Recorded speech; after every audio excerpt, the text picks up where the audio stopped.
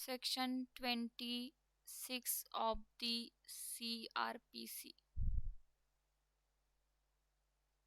Section 26 power of the court chapter 3 जे deal करताय तुमचं chapter 3 of the CRPC deals with the power of the court. आपण criminal court बघितले, ठीक आहे. तर आता मग त्याच कोर्टाचे आपल्याला पॉवर बघायचे. सेशन कोर्टाचे पॉवर काय, चीफ ज्युडिशियल मॅजिस्ट्रेटचे पॉवर काय, JMFCचे काय आणि मेट्रोपॉलिटनचे काय. ओके. हायकोर्ट सुप्रीम कोर्टाला तर अनलिमिटेड पॉवर आहे. सेशन कोर्टालाही अनलिमिटेडच आहे. Subject to the provision of this code. Okay. So court by which offence are triable. पहिले इथं ट्रायबल सांगितलेलं आहे की ट्रायल जे ट्रायबल किंवा ट्रायल म्हणतो आपण की ट्रायबल बाय विच कोर्ट, की कुठला कोर्ट कुठले मॅटर ट्राय करू शकतात. आता हे स्पेसिफिकली आपल्याला IPC मध्ये सांगितलं प्रत्येक ऑफेन्स खाली की triable by this court and this court. Okay. So any offence under this Indian penal code may be tried by. कुठलाही ऑफेन्स जो असेल इंडियन पिनल अंतर्गत असलेला हायकोर्ट कुठलाही ऑफेन्स ट्राय करू शकतो. हायकोर्टाला अपिलेट ज्युरिस्डिक्शन आहे, ओरिजिनल आहे, सगळेच ज्युरिस्डिक्शन आहे. सुप्रीम कोर्टाला तर आहेच, विशेष नाही. ठीक आहे की नाही. IPC मधला कुठलाही ऑफेन्स हायकोर्ट ट्रायल करू शकतो. नंतर IPC मधला कुठलाही ऑफेन्स सेशन कोर्ट ट्रायल करू शकतो. Session court. ठीक आहे. त्यानंतर म्हटलं any other court by which such offence is shown in the first schedule of the triable. मागे जो शेड्यूल दिलेला आहे, जसंच की IPC मध्ये this section is triable by the judicial magistrate, this section is triable by the session court आहे. तसाच मागे जो शेड्यूल दिला आहे त्या शेड्यूलमध्ये सांगितलं आहे की पर्टिक्युलर जो सेक्शन असेल, ठीक आहे की नाही, तो ट्रायबल बाय दिस मॅजिस्ट्रेट असेल, हा JMFC ट्रायबल आहे. तर मग तशानुसार सेशन कोर्टाच्या जर खाली आलात तुम्ही तर चीफ ज्युडिशियल मॅजिस्ट्रेटनी कोणते ट्राय करावे, JMFCनी कोणते, MMनी कोणते, हे तिथे दिलेलं आहे. ओके. तर त्यानुसार provided that any offence under this section 376 म्हणजेच हे रेपचे सेक्शन्स आहेत पूर्ण 376 पर्यंत of the Indian penal code shall be tried as far as practicable by the court presided or by the women. Okay. So रेपचे जे सेक्शन्स आहे as you all know की according to the Indian penal code काय triable by आहे, session court triable by आहे. तर session court trial करणार आहे आणि मोर ओव्हर विमेन असेल तर प्रॅक्टिकेबली म्हणजे एक प्रॅक्टिकेबल ॲज पर ॲज प्रॅक्टिकेबल जे सेशन कोर्ट विमेनचं सेशन कोर्ट आहे जिथे प्रिसाइडिंग ऑफिसर विमेन आहे त्यांनीच हे मॅटर्स ट्रायल करावे असं CRPCने ते डायरेक्शन दिलेले आहे. Any offense under any other law shall, when any court is mentioned in this behalf in this law, be tried by such a court, and when no court is mentioned by the tribal by. Okay, so definitely प्रत्येक act मध्ये जिथे जिथे offence दिलेले आहे तर ते particularly offence मध्ये सांगितलं तुम्हाला की हा ऑफेन्स कोण कोर्ट ट्रायल करणार, तर त्यानुसार ट्रायबल बाय दिलेला आहे. बाकीचे जे आहेत मग ते हायकोर्ट आणि any other court by which such offence is shown in the first schedule पुन्हा सांगतायत की हायकोर्ट तर कुठलेही करू शकतं ट्रायबल, बट शेड्यूल जे सांगते CRPC मधलं त्या शेड्यूलमध्ये दिलं आहे की कॉग्निझेबल, non कॉग्निझेबल, tribal by this magistrate, त्याप्रमाणे इथे ट्रायबल तुमचं होणार आहे. नाव येऊया आपण सेक्शन 27 मध्ये. सेक्शन 27 जो आहे 26 दिस इज नॉट सो इम्पॉर्टंट, ठीक आहे, म्हणून आपण फास्टमध्ये संपवला. सेक्शन 27 हा थोडा महत्त्वाचा आहे तुमच्यासाठी. Jurisdiction in the case of a juvenile. Section 27 deals with the juvenile. Okay, juvenile. Okay, so juveniles जे कोर्ट आहे ज्याला आपण बाल गुन्हेगारांच्या बाबतीत जे अधिकार ज्या कोर्टाला दिलेले आहेत तर कुण्या कोर्टाला देण्यात येतात हे अधिकार आणि हे मॅटर ट्रायल करण्याचे. Any offence not punishable with death or imprisonment for life. ज्युव्हेनाईलचा जरी ऑफेन्स असेल पण त्याच्यामध्ये काय नसावी, डेथ नसावी आणि प्लस काय नसावी, इम्प्रिझनमेंट ऑफ लाईफ नसावी. मग असे जर असेल तर डायरेक्टली तुम्ही सेशन कोर्टाकडूनच ट्रायबल करू शकता, अदरवाईज दुसरं कुठलंही कोर्ट याला ट्रायल करूच शकत नाही बिकॉज डेथ पनिशमेंट आहे. Life committed by any person who at the date when the appears or is brought before the court is under the age of 18. जर एखादा व्यक्ती 18 इयर्सचा असेल, ओके, आणि त्यांनी डेथ आणि इम्प्रिझनमेंट ऑफ लाईफचा गुन्हा केला नसेल तर खालचं कोर्ट ट्रायबल बाय होऊ शकतं, नाही तर मग इथे तुम्हाला सेशन ट्रायबलच मध्ये जावं लागणार आहे बिकॉज डेथ आहे. मॅम तिथं 16 इयर्स 16 मॅम. अमेंडमेंट झालेली आहे ना. Yes, sorry, 16. Okay, sorry, So 16 years of age may be tried by the court of the chief judicial magistrate. तर हे जे मॅटर्स आहेत डेथ आणि इम्प्रिझरमेंट ऑफ लाईफ नसेल तर CJM इथे ट्रायल करू शकतात. ठीक आहे, ज्यांना इथे ऑथॉरिटी दिली आहे ते. Or by any court specially empowered under this children's act किंवा चिल्ड्रन ऍक्ट नुसार एखाद्या JMFC लाही स्पेशली ज्युव्हेनाईलचा चार्ज दिला जातो, तो JMFC सुद्धा इथे काय करू शकतो, ज्युव्हेनाईलचे मॅटर्स चालू शकतो. और any other law for the time being in force providing for the treatment training and rehabilitation of youthful offender, किंवा मग कुठल्याही अदर लॉनी इथे ट्रीटमेंट रिहॅबिलिटेशन युथफुल ऑफेंडर कुठल्याही या पर्टिक्युलरली मॅटरसाठी इथे एम्पावर्ड केलेलं आहे. ठीक आहे, तर तिथे तुम्ही त्या प्रकारे ते कोर्ट इथे चालू शकतं. So this is the section 27 only deals with the juvenile. Now section 28. What is the section 28? Okay. So section 28 काय म्हणतो बघूया आपण. ठीक आहे. Section 28. Sentence which high court and session judges may pass. इथे म्हणतात की जे सेंटेन्स पास होत आहेत तर हायकोर्ट किती सजा तुम्हाला देऊ शकतं आणि सेशन कोर्ट किती सजा तुम्हाला देऊ शकतं ऑफेंडर्सला. ओके, सेंटेन्स जे काही सेंटेन्स आहेत म्हणजेच punishments which high court and session court दोघांचे पॉवर दिले, हायकोर्ट प्लस सेशन कोर्टाचे किती पॉवर आहे, यांना कितीपर्यंत पनिशमेंट देऊ शकतात तर बघूया. A high court may pass any sentence authorised by law. High court जे आहे तुमचं एनी सेंटेन्स, आता सेंटेन्सेस किती आहे आपल्याकडे 5 प्रकारच्या, death, imprisonment of life, imprisonment which is simple, rigorous, fine, forfeiture of the property. Okay, so कुठल्याही प्रकारे इथे पनिशमेंट हायकोर्ट देऊ शकतं, यांना लिमिटेशन नाही आहे की डेथ नका देऊ वगैरे वगैरे. अ सेशन जज और ॲडिशनल सेशन जज, हा जो पहिला पॉईंट आहे तुमचा. सेकंड पॉईंट आहे तुमचा की सेशन प्लस ॲडिशनल, असिस्टंट नाही हां, ॲडिशनल सेशन जज जे आहे तुमचे, जज मे पास एनी सेंटेन्स, पुन्हा म्हटलं की एनी सेंटेन्स म्हणजेच कुठलं, any sentence in this means 5ही प्रकारचे, death, imprisonment of life and all that. Any sentence authorized by law, but any sentence of death passed by any such a judges shall be subject to the confirmation of the High Court. But जर फक्त session कोर्टाने आणि additional session कोर्टाने इथे death punishment जर सुनावली असेल तर ती कन्फर्मेशनसाठी कुठे जाणार नाही, हायकोर्टाकडे जाणार आहे. कन्फर्मेशन हायकोर्टाकडनं आल्यानंतरच त्या पनिशमेंटचं एक्झिक्युशन होणार आहे. ऑफकोर्स डेथ असेल, इम्प्रिझरमेंट ऑफ लाईफ असेल तर कन्फर्मेशनसाठी जाणार नाही. जेव्हा सेशन कोर्ट एखादं तुमचं जिल्हा न्यायाधीश डेथ पनिशमेंट कुठल्याही ऑफेंडरला सुनावणार आहे, लगेचच त्याला हँगिंग देण्यात येणार नाही. ओके, त्या डेथ सेंटेन्सला कन्फर्मेशनसाठी हायकोर्टाकडे पाठवावं लागेल. हायकोर्ट बघेल की कन्फर्म बरोबर दिली आहे की नाही, एकदा रीचेक करेल आणि नंतर मग ती डेथ पनिशमेंट देण्यात येणार आहे. ओके, अपील वगैरे तर तुम्हाला अलाउड आहे, you can file the appeal. Okay, तो भाग वेगळा. नाऊ 3 मध्ये येऊया, अँड असिस्टंट सेशन जज. ठीक आहे, म्हणून मी तुम्हाला सांगते की नेहमी लक्षात ठेवा, असिस्टंट सेशन जज हे वेगळी पोस्ट आहे. असिस्टंट सेशन जज, ठीक आहे, असिस्टंट सेशन जज. असिस्टंट सेशन जजला किती पॉवर आहे पनिशमेंट देण्याचे. असिस्टंट सेशन जज may pass any sentence authorised by law except a sentence of death of the imprisonment for life और imprisonment for a term exceeding which may for imprisonment for a term exceeding 10 years.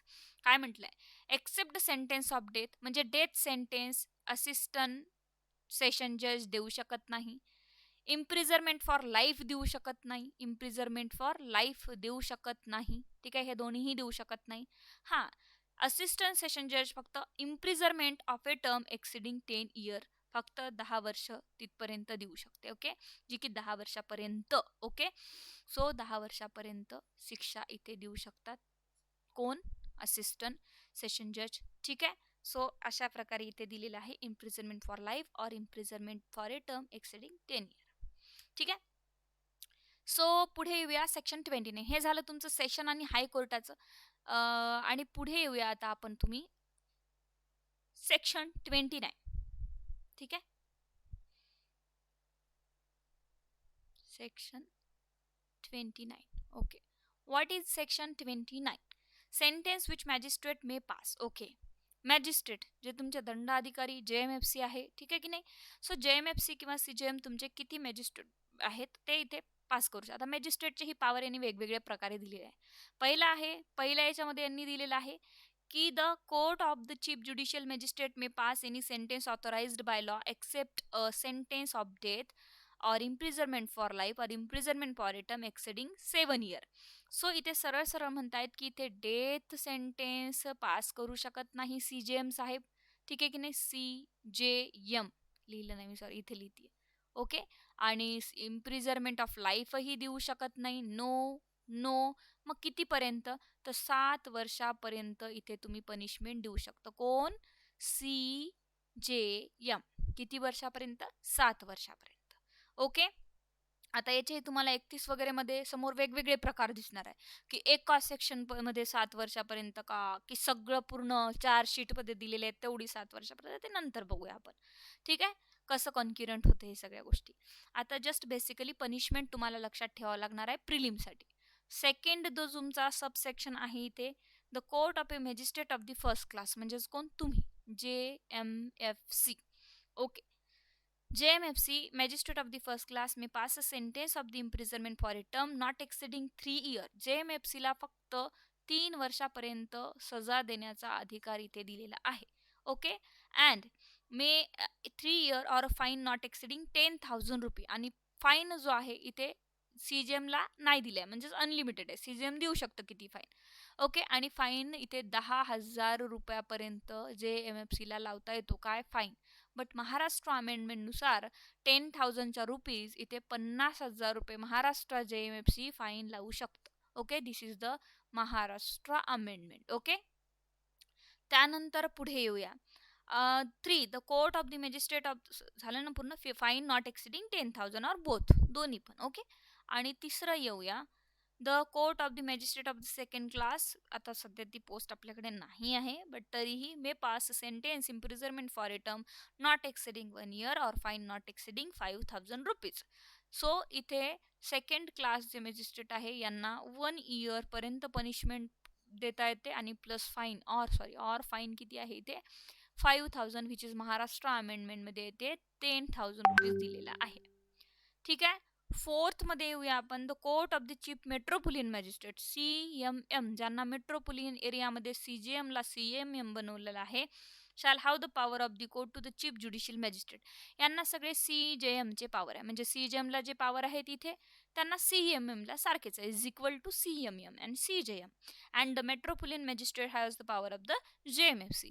आणि MM जो असेल ते is equal to the JMFC. बरोबर आहे की नाही? फक्त मेट्रोपोलियन एरियामध्ये तुम्हाला दिलेला आहे. नाव पुढे येऊया. आता आपण अमेंडमेंट महाराष्ट्राची आपण पाहिलेली आहे. त्यानंतर सेक्शन, अमेंडमेंट मध्ये 5,000 दाखवतोय ना, 5,000 रुपये. हो ना, 50,000 नाही मॅम, 50,000 नाही, नाही 5,000 दाखवतोय. 10 ऐवजी 5. Maharashtra its applications to the state of आहे Maharashtra, ma'am. Section 29A. In the subsection 2 for the word 10,000 Sorry, rupees, sorry, ma'am, substitute आहे, sorry. 50,000 rupees and आहे, 5,000 rupees is the 10,000 rupees. कमी नाही, जास्त वाढवले. ओके. यस. नाउ सेक्शन 30 मध्ये या. हे लक्षात ठेवायचं आहे तुम्हाला प्रॉपरली. प्रश्न येतो याच्यातनं प्रिलिम्स मध्ये. 3 years Yes. not exceeding 10,000 rupees. ठीक आहे. सेक्शन 30 मध्ये या. Section 30, sentence of imprisonment in default of fine. What is this section? Sentence of imprisonment in default of fine. Read with section 30, I think 64 of the Indian Penal Code. The court of magistrate may award such a terms of imprisonment in default of a payment of fine as is authorized by law. जे काही पैसे भरण्यास तुम्हाला इथे जर नकार दिला तुम्ही की पैसे भरत नसेल तुम्ही, तर तुम्हाला काय, the court of the magistrate may award such a terms of imprisonment in default of the payment of fine. तुम्ही इथे फाईनचा डिफॉल्ट करत आहे, कोर्टाने तुम्हाला काय फाईन अवॉर्ड केलेला आहे, किती फाईन अवॉर्ड करू द्या. ओके. जसं की आता जजमेंट लिहितो ना आपण मेन्समध्ये, तर त्याच्यामध्ये आपल्याला लिहावं लागतं जर डिफॉल्ट फाईन केला तर तुम्हाला एवढी एवढी पनिशमेंट राहणार आहे, ते किती. So as per the law तुम्हाला जेवढाही फाईन लावलेला आहे तो फाईन तुम्ही डिफॉल्ट केला, फाईन जर डिफॉल्टर आहात तुम्ही, फाईन डिफॉल्टर, तर तुम्हाला इथे समोरच्या प्रकारे फाईन बुडवला म्हणून पुन्हा पनिशमेंट देण्यात येणार. बेसिक पनिशमेंट तर वेगळी, फाईन बुडवला म्हणून punishment that is a provided that the term, याच्या व्यतिरिक्त जास्त नाही देता येत मॅजिस्ट्रेटला. किती देणार magistrate? Is not in excess of A power of the magistrate under section 29. जर एखाद्या JMFCला फाईन बुडवला म्हणून पनिशमेंट द्यायची आहे पण JMFC देऊच शकत नाही 3 वर्षाच्या वर, JMFC is not a competent court to or not excess of the power of the JMFC देऊ शकत नाही, तर म्हणून एक्सेस करू नका स्वतःचा पॉवर. जर तुम्हाला याच्यापेक्षा अजून जास्त पनिशमेंट द्यायची असेल तर तुम्हाला काय करावं लागणार आहे, समोरच्या कोर्टाकडे ट्रान्सफर करा. म्हणजे तुमची जेवढी लिमिटेशन आहे, फाईन कितीही बुडू द्या पण तुम्ही तुमच्या लिमिटेशनला क्रॉस करून डिफॉल्टवर सुद्धा फाईन देऊ शकत नाही. म्हणजेच JMFCला जर 3 वर्ष पनिशमेंट देण्याचा अधिकार आहे आणि डिफॉल्ट फाईनमध्ये 4 वर्ष द्यायची असेल तर JMFC 4 वर्ष देऊ शकत नाही, त्याला 3 वर्षाच्या मध्येच द्यावं लागणार आहे. 4 वर्षापर्यंत जात असेल तर त्यांनी ती केस ट्रान्सफर करावी पुढच्या जजेसकडे, कोर्टाकडे. बी मध्ये shall not where imprisonment has been awarded as a part of the substantive sentence exceed 1/4 of the term of imprisonment which the magistrate is competent to inflict as a punishment for a offense otherwise than as imprisonment in default of the payment of fine. Again काय म्हटलंय इथे? इथे म्हटलंय की जो सबस्टेंटिव्ह provision आहे तुमचा, like IPC मधला एखादा प्रोव्हिजन घ्या, 379 घ्या, किती पनिशमेंट आहे चोरीसाठी? मॅक्सिमम 3 इयर्स पनिशमेंट असेल. सो 3 इयर्स पनिशमेंट जर असेल मॅक्सिमम तुमची, तर या सिच्युएशनमध्ये 3 years maximum which is awarded bye the court. नाही, कोर्टाने तुम्हाला इथे 6 महिने देऊ द्या, 2 वर्ष देऊ द्या, अवॉर्ड केलेली पनिशमेंट ती नाही.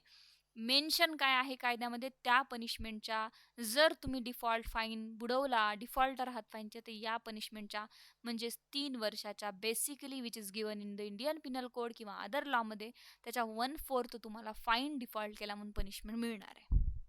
आलं लक्षात? 3 वर्षाच्या 1/4 तुम्हाला मिळेल. म्हणजे कितीही सजा असू द्या याच्यामध्ये, ठीक आहे की नाही? सो 3 वर्षाच्या वर तुम्हाला इथे पनिशमेंट्स मिळणार आहे. Okay, I am in the class.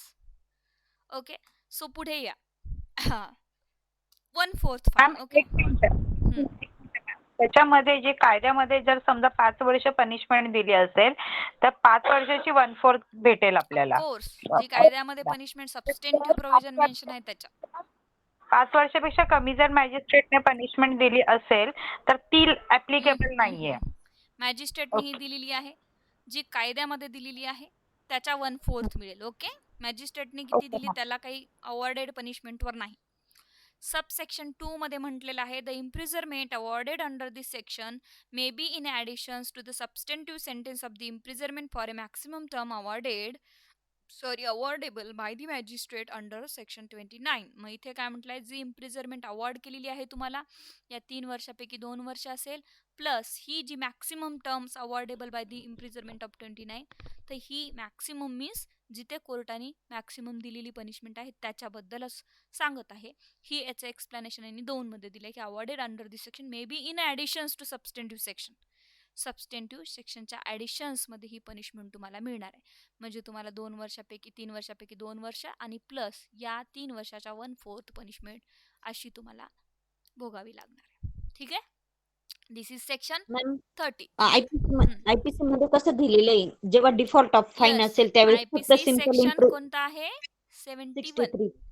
64 64 which is deals with the fine, 74 which is deals with the 1/4 and etc. पुन्हा several at trial आहे 171. 74 मध्ये पण दिलेलं आहे. ठीक आहे, हे सगळे सेक्शन आहे. प्रश्न हा होता का सिंपल इम्प्रिझनमेंट मिळेल इथे की आयदर मिळेल, जी असेल ती नो मिळेल? No no, simple imprisonment always on the default of fine according to the section 60 काय आहे 65 of the IPC. Yes 65. Yes, always कशी असणार आहे तुमची? सिंपल इम्प्रिझरमेंट असणार आहे तुमची. बेसिकली सेक्शन कोणताही असो तुमचा, कॉग्निझेबल असो नॉन कॉग्निझेबल असो, त्याच्यात आयदर दिलं असेल ते मॅटर करणार नाही.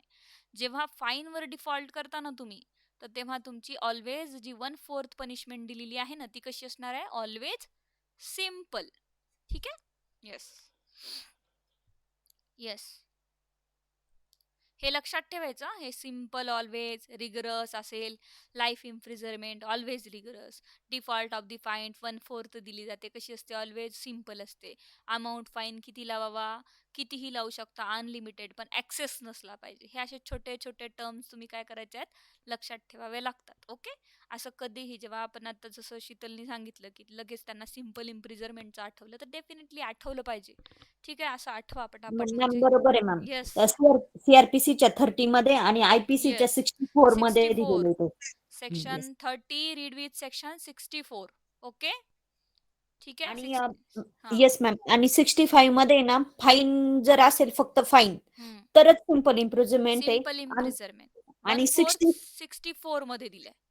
Yes ma'am. येस, 64 आणि 66 मध्ये असं सांगितलेलं आहे का कोर्टाला वाटन ती एनी डिस्क्रिप्शन देऊ येस, शकतो पनिशमेंट. येस, ते ऑफकोर्स. 66 मध्ये 6-6 असं, येस, म्हणजे 6-6 मी असं लक्षात येस, ठेवलेलं. अशा ट्रिक्स अप्लाय करा. आता again read with section 71 of the IPC, sentence in cases conviction of A several offences as one trial. हे कुठलं आहे, सेक्शन 71 ऑफ द आयपीसी. ठीक आहे की नाही. तर बघा, sentence in cases of A conviction of A several offences at one trial. Several offences conclude करत होतो पण आयपीसी मध्ये बघितलं इन्फ्लिक्ट काय करतोय ते. So when a person is convicted at a one trial चाललंय त्याच्यावर, किती सिंगल ट्रायल सुरू आहे पण त्या ट्रायल मध्ये सेक्शन जास्त आहे. 2 or more ऑफेन्सेस म्हणजे काय केलं त्यांनी, पहिले क्रिमिनल इंटिमिडेशन्स केलं, किंवा क्रिमिनल ब्रीच ऑफ ट्रस्ट केलं, किंवा मग काय केलेलं आहे, थेफ्ट केलेली आहे. पहिले काय केलं, 383 घ्या, एक्स्टॉर्शन केलं. ठीक आहे की नाही. मग पुन्हा काय केलं, 379 केलं, म्हणजे थेफ्ट केलं. तर एकाच वेळेस त्यांनी काय केलं, 504 केलं. लागतात ना असे सेक्शन, 504 नाही लागत, 506 लागतो. ठीक आहे की नाही. असे सेक्शन्स अनेक लागलेले आहेत. 2 or more section in one trial, एकच ट्रायल लागलं. सिम्पल हर्ट केलं, ग्रीवस हर्ट केलं, मग नंतर धमकी दिली, वॉटेवर असे सेक्शन्स लागत असतात तुमच्या चार्जशीट मध्ये. मग एकापेक्षा अनेक ऑफेन्सेस केलेले आहे आणि ट्रायल मात्र एकच चाललंय त्याच्यावर. The court may subject to the provision of section 71 of the Indian penal code. ठीक आहे, सेक्शन 71 आठवा काय आहे ते आता तुम्ही चांगल्या प्रकारे शिकवले मी. Sentence him for such offense to the several punishment prescribed therefore which the court is competent to inflict. कोर्टाला इथे जे काही दंड देण्याचा अधिकार आहे, काय इन्फ्लिक्ट करू शकतो कोर्ट, तेवढ्या याच्यावर इन्फ्लिक्ट करेल कोर्ट. म्हणजेच काय, सपोज आता मी तुम्हाला एक जनरली सांगते, सेक्शन लॉ पुढे नंतर घेऊया. CJM कोर्ट आहे, बरोबर आहे की नाही. CJM कोर्टाला 7 वर्षापर्यंत इथे ट्रायल करण्याचा अधिकार आहे. एखादला एकही सेक्शन जर CJM ट्रायबल बाय नसेल तर सेक्शन काय करेल, CJM एक तर सरळ सेक्शनवर पाठवेल, सरळ tribal by the session court आहे म्हणून सांगेल. यातला एकही कोर्ट, सपोज याच्यामध्ये काय झालेलं आहे, पोक्सो लागलाय, 354 सोबत तिथे काय पोक्सो लागला, छोटी मुलगी असेल तर काय होतं तिथे, सरळ ते मॅटर कुठे जातं, सेशन कोर्टात जातं. Because this is not special case, not tribal by the JMFC. तेच 300 लागला खाली, इकडे लागला तर 354 वगैरे 354 तर खाली येतं. ठीक आहे. सो अशा प्रकारे several punishment prescribed there for which such a court is competent to inflict. Competent आहे का कोर्ट हे बघा पहिले तुम्ही. जेवढे काही ऑफेन्सेस लागले, जेवढे काही सेक्शन लागले, त्यातला सेक्शन आहे का बघा. Such a punishments one consisting of the imprisonment of commence to the one after the expiration of other in such order as the court may direct unless the court direct that such a punishment shall run concurrently. मग यामध्ये जर trial चाललं कुठल्याही कोर्टाने आणि ट्रायलमध्ये जर कोर्टाने इथे पनिशमेंट्स दिलेले आहे, आता एक ट्रायल आहे म्हणजे काय कंबाईनली पनिशमेंट भेटत नसते. जे कोणीही इथे प्रॅक्टिशनर नाही, एकदम फ्रेशर आहे, त्यांनी थोडासा हे सेक्शन व्यवस्थित ऐकून घ्या. लाईक 379 लागला आहे, 323 लागलेला आहे, अजून कुठले तरी सेक्शन 506 लागले, वॉटेवर सेक्शन लावलेले आता पण इथे. आता हे सेक्शन लागल्यानंतर आता प्रत्येक वेळेस जेव्हा आपण जजमेंट लिहित असतो मेन्स एक्झामिनेशन मध्ये, किंवा कधीही तुम्ही डिस्ट्रिक्ट कोर्ट अथॉरिटी साईटवर जाऊन बघा आणि सेक्शन्स काढा. इथं सगळ्यात आधी प्रत्येक सेक्शनचा इश्यू एक पॉइंट फ्रेम राहणार. Weather the offenders okay commits a theft, म्हणजे सेक्शन 1 चा एक इश्यू फ्रेम झालेला आहे 379 चा, की whether the offenders move the property without the consent of the some and so. हे झाला एक प्रॉब्लेम फ्रेम तुमचा issue. 323 whether the accused okay hurt to the victim so and so. ठीक आहे, हा एक पॉइंट फ्रेम झालेला आहे, म्हणजे हे इश्यूज आहे. मग याला काय करावं लागेल, कोर्टाला प्रूफ करावं लागेल. एक प्रूव्ह झाला का, दुसरा प्रूव्ह झाला का, तिसरा प्रूव्ह झाला का. आता सपोज एकापेक्षा जास्त जर इथे प्रूव्ह झाले तुमचे इश्यूज, आणि त्यालाच आपण क्रिमिनलमध्ये पॉइंट म्हणतो, ठीक आहे की नाही, प्रूव्ह झालेले आहे, मग इथे काय करेल कोर्ट, अफर्मेटिव्ह मध्ये टाकेल. येस 379 प्रूव्ह झालाय की whether the offender commits a 379, yes affirmative, yes short मध्ये लिहिते मी. एक झाला. दुसरा झाला whether the offender commits a criminal breach of trust, prove झाला. Whether the offender commits a grievous hurt, simple hurt, yes prove झाला. याच्यामध्ये तिन्ही सेक्शन मध्ये पनिशमेंट सुनावली आहे. 379 मध्ये वेगवेगळ्या ऑर्डर काढाव्या लागतात. जजमेंट देताना तर मी शिकवेन तुम्हाला. ऑर्डर मध्ये सरळ सरळ लिहिणार की yes 379 according to this section so and so punishment आम्ही तुम्हाला 6 महिन्याची दिलेली आहे. ठीक आहे. अकॉर्डिंग टू द 506 मध्ये आम्ही तुम्हाला 2 महिन्याची पनिशमेंट दिली आहे. अकॉर्डिंग टू द 323 मध्ये आम्ही तुम्हाला 3 महिन्याची पनिशमेंट दिली आहे. म्हणजे पनिशमेंट भोगायच्या कशा सायमल्टेनियसली एकदाच की मग तसं, तर कोर्ट ऑर्डर मध्ये लिहिणार आहे. ऑर्डर करणार कोर्ट की यस 6 महिन्याची पनिशमेंट झाल्यानंतर लगेच 2 महिन्याची सुरू होईल आणि लगेच 3 महिन्याची सुरू होईल, किंवा मग 6, 7, 8 आणि 9, 10, 11 ह्या 11 महिन्याच्या पूर्ण सायमल्टेनियसली कॉन्क्युरंटली यांनी पनिशमेंट द्याव्या. मग कारण हे पोलिसांना डायरेक्शन द्यावे लागतात ना, की पहिली कोणती भोगायला लावू. आता याच्यामध्ये मॅडम काय फरक आहे. होऊ शकतं 379 ची होऊ शकतं कोर्टाने रिगरच दिली असेल तर मग पोलिसांना कळायला पाहिजे की यस 379 ची रिगरच आहे आणि पहिले कोर्टाने म्हटलं की रिगरच भोगून घ्या त्यांच्याकडनं 6 महिने. 506 मध्ये काय आहे, यस कोर्टाने सांगितलं आहे की 2 महिन्याची पनिशमेंट त्यांना 1 महिने रिगरच द्या आणि 1 महिने याला सिंपल द्या. 373 मध्ये पूर्ण सिंपल द्यायची आहे. कधी द्यायची आहे, पहिली ही आहे की दुसरी, हे कोर्ट डायरेक्शन देणार आहे तुम्हाला. ठीक आहे की नाही. सो कोर्ट डायरेक्शन देईल आणि कोर्टाच्या डायरेक्शननी पोलीस इथे तुमचं पनिशमेंट देणार आहे तुम्हाला. Okay. So this is the sections. So काय म्हटलंय बघा, तो वन आफ्टर द एक्सपायरेशन, एक झाली की एकदा as per the direction of the court or as per the order of the court. Just 1 minute. Okay. Hello, मी क्लासमध्ये, please wait. Okay. So run concurrently, one after the expiration of the other in the such order a court may direct unless the court direct that such a punishment shall run concurrently. ठीक आहे की नाही. कॉन्क्युरंटली एक झाल्यावर एक किंवा सोबतच सगळ्या चालू द्या. पण जर असे प्रकार असतील रिगरस सिंपल, तर मग कोर्टाला स्पेसिफिकली मेन्शन करावं लागणार आहे कुठली रिगरस द्यायची, कुठली सिंपल द्यायची, कुठली सॉलिटरी कन्फाइनमेंट आहे का, हे सगळं कोर्ट इथे स्पेसिफिकली मेन्शन करणार आहे. नाऊ आता कॉन्क्युरंटली मीन्स सोबत सोबतच चालू द्या सगळ्या, कोणामध्ये काही असं स्पेशल नाही आहे. किंवा मग in the case of the consecutive sentence it shall not be necessary for the court by reason only of the aggregate punishment for the several offences being in excess of the punishment which it is competent to inflict on the convictions of the single offences to send the offender for a trial before the higher court. एखादा जरी section इथे जास्त पनिशमेंटचा वाटत असेल तर तो section किंवा पूर्ण ट्रायलच्या ट्रायल हायर कोर्टाकडे ते पाठवू शकतं, किंवा कन्सिक्युटिव्हली एक झाल्यानंतर एक, एका झाल्यानंतर एक अशाही प्रकारचे ऑर्डर करू शकतं. आणि जो सेक्शन वाटतो की नाही हे ट्रायबल बाय नाही आहे, एक्सेस होत आहे पनिशमेंट याच्यामध्ये, तर ते हायकोर्टाकडे मॅटर कमिट करू शकतं. प्रोव्हाइडेड दॅट, आता इथे एक प्रोव्हायजो दिला आहे आणि थोडासा प्रोव्हायजो ट्रिकी आहे, तर इथे थोडंसं लक्ष द्या. आता ए मध्ये म्हटलं आहे in no case shall such a person be sentence to imprisonment for a longer period than 14 years.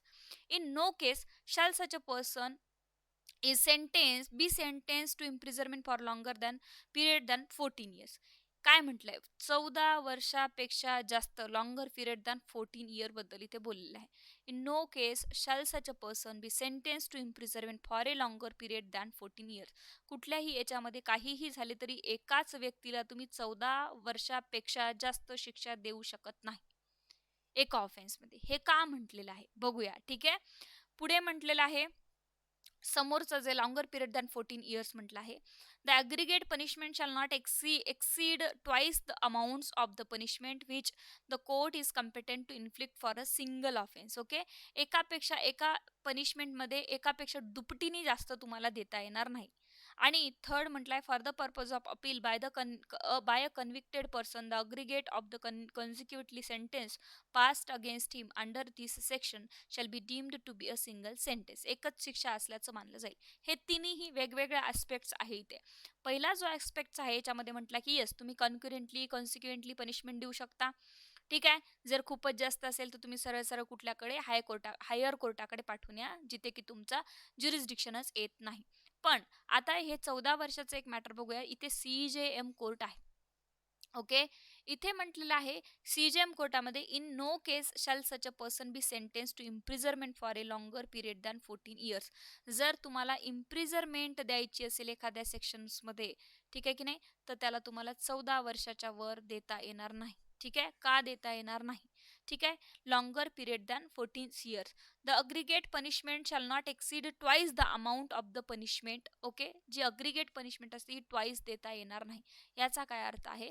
तर याचा अर्थ असा आहे की जिथे कुठेही तुम्ही ट्वाइस पनिशमेंट दिसणार आहे तुम्हाला, लाईक एखादा सेक्शन्स असेल, लाईक कसं सांगूया आता तुम्हाला, एक जस्ट 1 मिनिट थांबा. एखादा सेक्शन आहे, एखादा सेक्शन असेल JMFC ट्रायबल आहे, ठीक आहे की नाही, JMFC ट्रायबल आहे, तर इथे एखादं सेक्शन JMFC ट्रायबल असेल तर तिथे तुम्ही JMFC ला 3 वर्ष पनिशमेंट देता येते, ठीक आहे की नाही. आता 3 वर्ष त्यांनी थेफ्टमध्ये पनिशमेंट दिली, 3 वर्ष एक्स्टॉर्शनमध्ये पनिशमेंट दिली, अशी सगळी पनिशमेंट एका ट्रायलमध्ये तो दुपटीपेक्षा जास्त देऊ शकत नाही.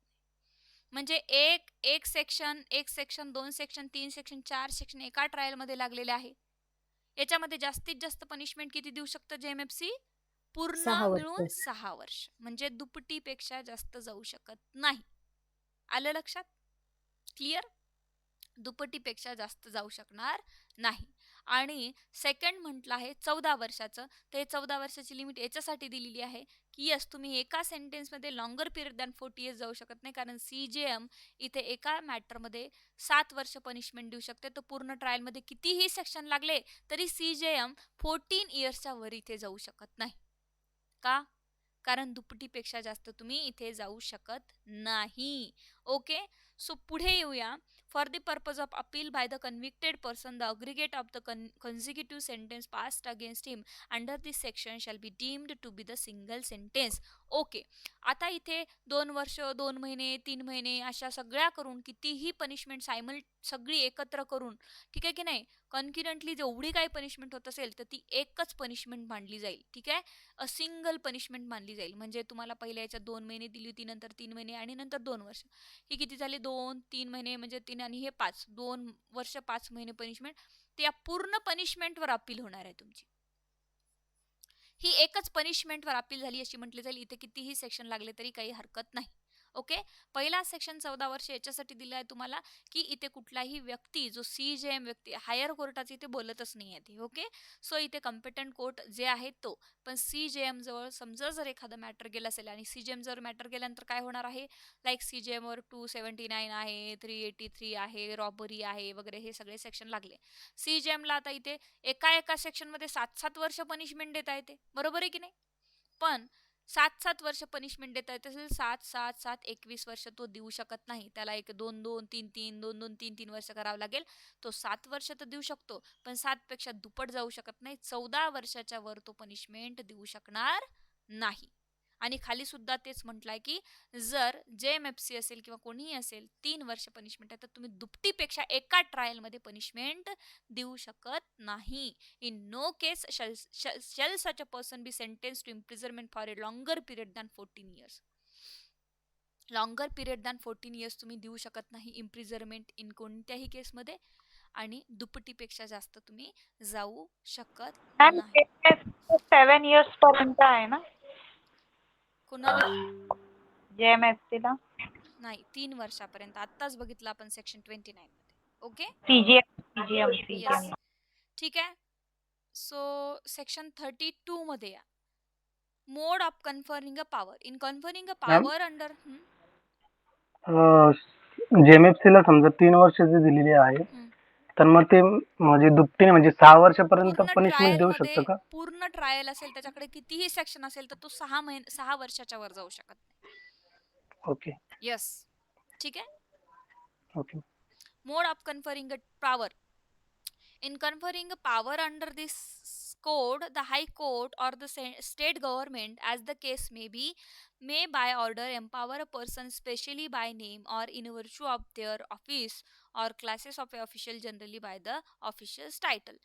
मोड of the conferring power. So definitely confer power कोण करणार आहे? हायकोर्ट आणि स्टेट गव्हर्नमेंट. खालच्या कोर्टाला जे की सेशन कोर्ट JMFC वगैरे आहे यांना एम्पॉवर करणार स्पेशली नेमनी. जसं नेमनी आता काय DJ1 DJ2 court of the session court, DJ court, JMFC court, अशा प्रकारे इथे नेम देण्यात येणार आहे कोर्टाला तुमच्या. Every such order shall take effect from the date on which it is communicated to the person so empowered. ज्या दिवशी इथे तुमची जी ऑर्डर बनणार आहे आणि तुम्हाला सांगण्यात येणार आहे की बाबा तुला एवढ्या वर्षाची पनिशमेंट झाली आहे, तिथून ती एम्पॉवरमेंटमध्ये राहणार आहे. लगेचच पोलीस पकडून नेतात, कुठल्याही प्रकारचा पोलीस वेळ लावत नाही. 33 विच इज आता शॉर्ट सेक्शन्स आहे ते पॉवर ऑफ ऑफिसर अपॉइंटेड. काय पॉवर आहेत तुमचे अपॉइंटमेंट केलेल्या अधिकाऱ्यांचे? सेम पॉवर आहेत, ठीक आहे की नाही. जी काय हायर ऑफिसर्सनी तुम्हाला एखाद्या मॅजिस्ट्रेटला दिलेले आहे, हायकोर्टाने दिलेले आहे, पनिशमेंट देणे, फाईन्स लावणे, काय काम आहेत कोर्टाचे सगळ्या ऑफिसरचे. 34 विथड्रॉवल ऑफ द पॉवर. कोण काढून घेतं पॉवर? तुमचे हायकोर्ट अँड स्टेट गव्हर्नमेंट काढून घेईल, ठीक आहे की नाही. High court and state government withdraw तुमची पॉवर करू शकतं, ठीक आहे की नाही. आणि त्यानंतर 35 आहे पॉवर टू जज and magistrate exercisable by their successor in officers. Definitely जर कोणीही पहिला जज इथे ट्रान्सफर झालेला असेल किंवा तुमचा कोणताही सक्सेसर निघून गेला असेल तर प्रिडिसेसर निघून गेला, सक्सेसर इन द ऑफिस जो येईल तो तिथून ती केस कंटिन्यू करेल आणि समोर ती चालू करेल. समजा एखाद्या सेक्शनमध्ये एखाद्याने सजा देऊन ठेवली असेल तर तो त्याच्यावर एक्झिक्युशन करेल, ऑर्डर काढेल. बस इतकंच इथे सांगण्यात आलेले आहे. हे तिन्ही सेक्शन 33, 34, 35 अजिबात महत्त्वाचे नाही. तुम्हाला महत्त्वाचे सेक्शन पूर्ण 76 पासनं 76 नाही 77, 78, 79, 30, 31 अँड 31. ओके, 31 पर्यंत तुम्ही इथे प्रॉपरली करा. 32 पासनं करायची गरज नाही. त्यानंतर तुम्हाला सेक्शन 36 आहे. यामध्ये म्हटलंय power of A Superior officer of A police. So पोलिसांचे काय पॉवर आहेत, तर इथे जे काही पोलिसांचे पॉवर भरपूर सारे दिलेले आहेत. पोलिसांची पॉवर आता पोलीस मध्ये भरपूर दिली आहे. तिथे अरेस्ट करू शकतात पोलीस ऑफिसर, काही जप्त करू शकतात. ज्यांना ज्या रँकनुसार पॉवर डिवाइड केलेले आहे, एम्पावर्ड केलेले ते त्यांचे पॉवर आहेत. त्यानंतर सुपिरियर ऑफिसर्स वगैरे आणि त्यांचे लोअर ऑफिसर्स जे कोणी असतात ते. त्यानंतर बी पार्टमध्ये याच समोर दिलाय aid to the magistrate and the police. Okay, काय एड करायचे मॅजिस्ट्रेटला? 37 मध्ये सांगितलं आहे public when to assist magistrate and police. Public जी आहे यांनी मॅजिस्ट्रेटला आणि पोलिसांना हेल्प करावी. ओके, सिटिझन्सचे कर्तव्य आहेत. ऑफेन्स होताना पाहिला तर विटनेस बनावं, पोलिसांना मदत करावी सगळ्या गोष्टीमध्ये एव्हिडन्स कलेक्ट करण्यासाठी. तर every person is bound to assist a magistrate or police officer reasonably demanding his aid. जेव्हाही मॅजिस्ट्रेट आणि पोलिसला डिमांड असेल, रिझनेबली मदत पाहिजे असेल, तेव्हा प्रत्येक पर्सननी यांना मदत करावी. कशासाठी? Taking or preventing the escape of any other persons whom such a magistrate or police officer is authorised to arrest. प्रत्येक पर्सनला शोधण्यासाठी जो की एस्केप झालेला आहे, कुठे माहिती आहे का तुम्हाला लपलेला आहे, तर ते सांगावं. Prevention of suspension of a breach of the peace. कुठे ब्रीच ऑफ पीस प्रिव्हेंट होऊ शकतं का? दंगा वाचू शकतो का? तुम्हाला न्यूज कळली आहे का दंगा होणार आहे तर ती पोलिसांपर्यंत पोहोचावी. Prevention of any injury attempting committing railway canal telegraphs. Okay, कुठल्याही प्रकारे न्यूसन्स होणार असेल तर याच्याबद्दल तुम्हाला न्यूज माहीत असेल तर पोलिसांना आणि यांना सांगावी किंवा मदत करावी. Aid to a person other than the police officer executing a warrant. कोणीही पर्सन वॉरंट एक्झिक्यूट करायला जात असेल, प्रायव्हेट असेल, पोलीस ऑफिसर असेल, कोर्टाचा ऑफिसर असेल, बेलीफ असेल, समन्स येऊन जाणारा, या सगळ्यांना कामकाज करताना ॲज अ पब्लिक सर्वंट म्हणून सिटिझन्सनं इथे कर्तव्य आहे की त्यांनी ती मदत करावी. 39 सेक्शन सांगतो तुम्हाला public to give information to the certain offence. इथे जेवढे काही ऑफेन्सेसची लिस्ट दिलेली आहे तर पब्लिकची कर्तव्य आहे की हे ऑफेन्स जर घडला तर लगेचच पोलीस स्टेशनमध्ये इन्फॉर्मेशन द्यावी की सर हे ऑफेन्सेस घडलेले आहे. याची लिस्ट दिली आहे. 498A आहे, भरपूर आहे. 382 आहे, 272 आहे, 143 अनलॉफुल असेंब्ली ऑफ दी, सगळ्या IPCच्या ऑफेन्सची लिस्ट दिलेली आहे.